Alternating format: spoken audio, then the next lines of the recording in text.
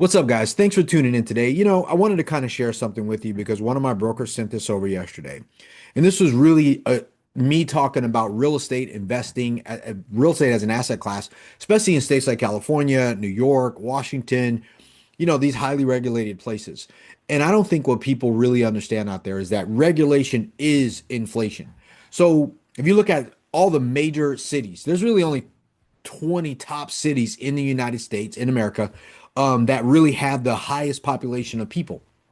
And the ones that are they're heavily regulated for real estate, for rental income, for rentals against landlords, those are the most expensive in the United States, period. Like you try to regulate, you do rent control. New York, California, Oregon. Some places are also rent regulated in Florida as well. Like there's specific cities, specific areas, whatever, counties, but those are the most expensive. It's hard to get in, it's hard to get out. They really hurt the tenant. They don't really hurt the landlord because at some point the landlord has an option to move away. Or the landlord says, okay, fine, we'll just leave this here. But when this person leaves, we're going to renovate it. We're going to bring it up to market. So a couple of things, like for example, this one came over yesterday. This is a new, um, what are they called? It's a regulation, but it's like proposed regulation. So it says San Diego County Board of Supervisors voted 3-2, I'm sorry, whoever the Board of Supervisors are, to move forward with a proposal. It's still in proposal phase, it's not already kind of rolled out, called the Residential Rental Price Gouging, Fee Exploitation, and Cost Transparency Ordinance, which is it's an idiotic thing, which would ban fees such as valet trash and pest control. So don't, if you live in a place, if you live in a great place, great location, at some point, pest control, those things, that's there. You're going to need that stuff. Valet trash, dragging your trash.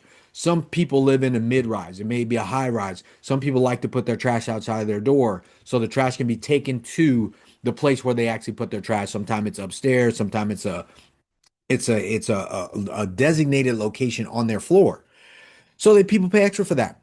And that means that the management company, the landlord, the owner of this asset can charge 75 bucks more. We look to do those things. All right. Pest control. If you want it, usually we treat, you would treat the actual whole complex. Sometimes people have a running, you know, contract for those things. So that's usually a cost. So it would also cap any other add-on fees at 5% of the monthly rent and cap late fees at 2% of the monthly rent with a 7-day grace period. So here's what that means. Add-on fees of 5% of the monthly rent. That would cap those things. So that's the additional income on any property. So any professional level asset or something that's bigger, institutional quality assets, bigger complexes, they have what's called additional income or extra income. That is application fees, valet trash, pest control, things like that. Or let's say it's a big property, or let's say it's an older property, and they do what's called a rub system. So they basically charge back for that specific unit those utilities that tenant usually uses up. It's weird. It's based on some system. You usually do a system attached to the property, and they have like a way to be able to do that. It's an outsourced third party thing. So that's a bill back thing, right? It's called a rub system. So these are all these additional things that this is targeting. So here's the problem with that. So let's say you don't do that. Now it's just based on your baseline market rent. So let's say you're in a property that may be affordable. That affordable rent is able to be affordable, and a resident is able to get these additional things based on their own choices. Now, if you limit a landlord to be able to do those things, or an owner of an asset, hold on, boom, because I'm not paying for that. So if you limit the ability for a landlord to go in and say, hey, look, I want to be able to charge this back to my tenant instead of me doing it. I want to compete with the neighboring property so we can have good places so our properties are not full because also everyone's providing housing, then that should be your right.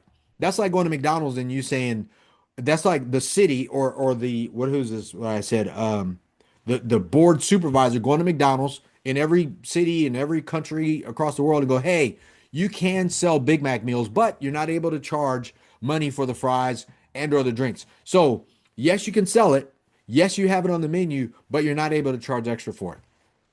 So it's like now we're going to take the French fries away. Now we're going to take the drinks away. So now we're going to do this because we're not going to eat the cost. And then what happens? You have a substandard service. You have less people coming. You have more people not going to that McDonald's. And it's just going to be the same thing with your apartment building. So how do we rectify this? For me, um, one, get a property where the tenants don't care about that stuff. Get a property where late fees, they're okay with paying it. We don't budget it. We budget it. We know that it's there, that additional income. We don't count on that. Some people with these older properties, they will charge less than market rent and they make up the income of the property that they need because cost of operations go up, insurance, taxes, things like that.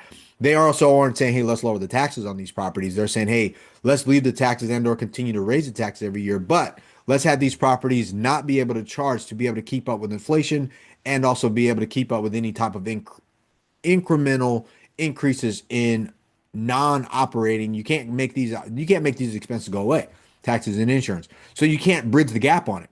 And you can't raise the rent so high that you gouge people out where they can't afford the rent, man. You can't choke tenants out. So it's kind of a sad thing because it goes to show like I was saying before, some of the most regulated cities that target housing actually creates less housing for people, which makes the price of housing more expensive. Now, who does this hurt? This hurts the little guy. This doesn't hurt somebody who can afford more rent. This doesn't hurt what we call renters by choice, which is a more wealthy group of tenants that are able to go into a nice place, nice amenities like the assets we look at, great locations that expect to pay, that want to pay it. Now, owners can do what they want to do. You can actually collect this stuff and it says, "Hey, we're not allowed to charge X," and they still charge it, but they don't budget it. They don't actually write it into their expense thing, which raises the value of their property, but they know that they get it, right? They can do that. They can do a lot of stuff. You can just buy a nicer class of property like we look to do instead of worrying about these older properties that we need to get additional income to bridge the gap on these properties because they are older. You can just buy a nicer deal.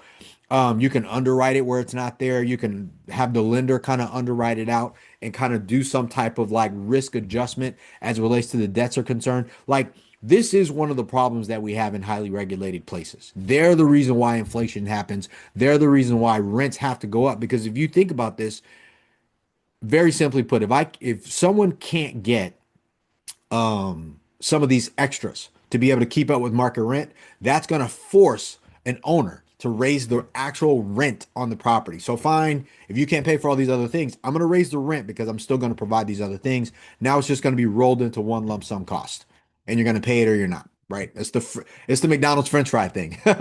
So man, this sucks. This sucks for a lot of owners. This really sucks for people who have C-class properties in less than desirable areas who are holding on to their properties. This actually doesn't, this hurts the little apartment building owner, the mom and pops.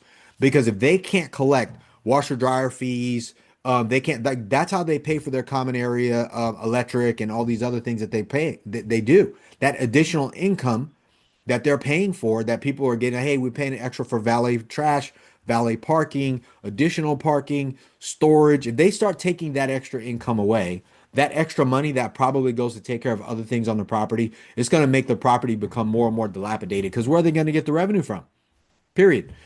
So it's unfortunate, but I put this out because this is more of a rant. It's kind of a complaint. This isn't going to affect me as much. This is going to affect the little guy, right? If you're looking to invest in real estate, and you want to put yourself in a situation where you're getting more institutional quality assets, because if you have a better class of asset, a bigger property, then you have a better chance at this game. But all they're really doing is choking out the little guy, and and it sucks. All right.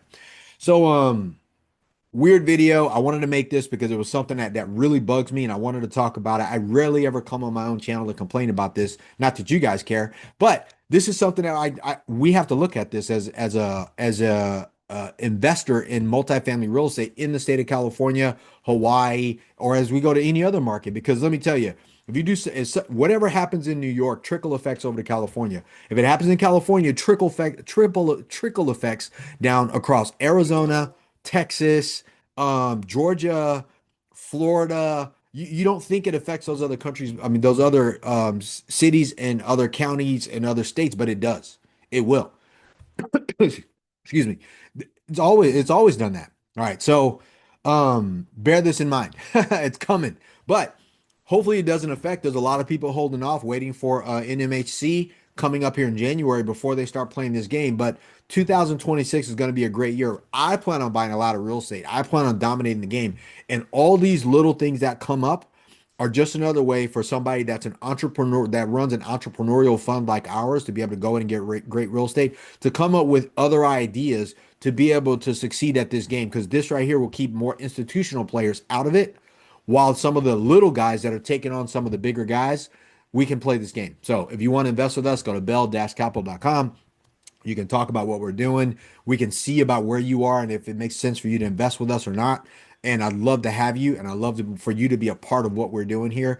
I want to make history. I want to do something towards the everyday investor gets access to institutional quality assets. And rather than go to Goldman Sachs or JP Morgan Chase or any of these other big investment banks to partner with me, I'd rather partner with you guys because you guys are, I don't know, man. We're one and the same. I'm an entrepreneur. I work my ass off. I do it to take care of my family, and all of us need to shout out the game. And I built a company and a vehicle for us to be able to do that together. All right. So you guys have a great day today. Let's get after it.